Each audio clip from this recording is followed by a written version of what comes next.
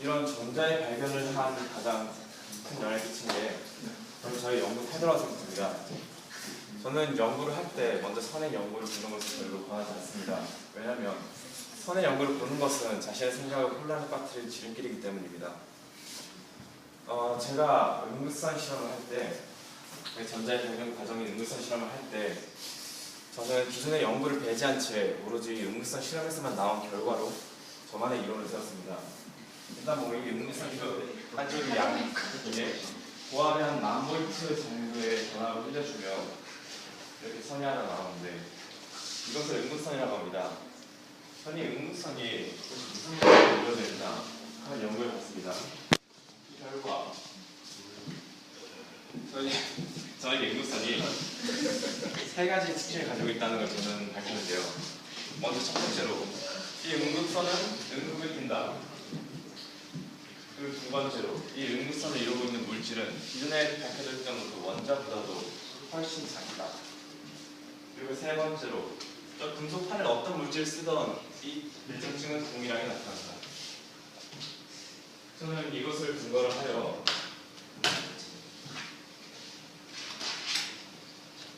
기존에 이렇게 밝혀졌던 이 원자 모형이 과연 이것이 정답인가? 저는 한번 다시 생각해 보겠습니다. 그리고 제가 낸 결론은 이 원자보다도 더 작은 물질이 있는데 과연 이 원자를 더 쪼갤 수 있지 않을까? 그래서 저는 이런 새로운 원자 모형을 제시했습니다. 그래서 원자는 대략적으로 양극이 되는데 그 위에 음극이 되는 이 전자를 하나하나 가지고 있는 이런 모양의 원자 모형을 저는 제시했습니다. 이 얼마나 놀라운 발견입니까?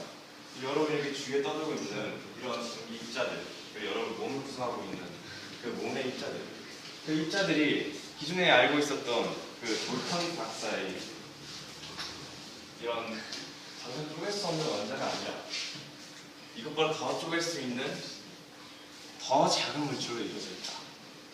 지금 여러분 몸에서 꿈틀거리고 있는 건 진짜 느껴집니다.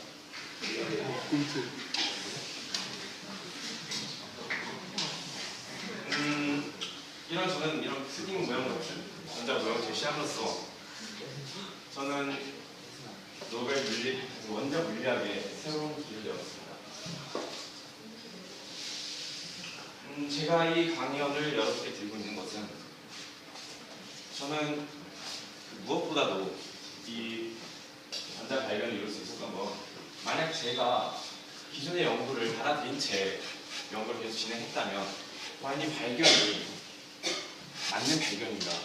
제가 아마도 이 발견을 하나의 연구의 과정, 그러니까 연구에서 일어난 하나의 오류를 인식한 채 아마 넘어갈 수도 있습니다.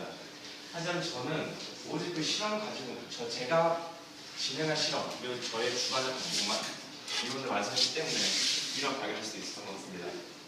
제가 여러분께 이런 강연을 드리고 있는 것은 단순히 이런 과학적 지식을 여러분께 전달하고 싶은 것이 아니라 여러분은 이렇게 고3 문과생이지 않습니까? 여러분 이렇게 선택의 기로에 서 있습니다. 이 선택의 기로에 서는 여러분께 여러분만의 주관을 가지라고 저는 말씀드리고 싶습니다. 여러분이 저와 강의를 매우 다를 수도 있습니다. 하지만 여러분 항상 여러분의 주관을 가지고 여러분이 무엇을 하든 여러분을 믿는다면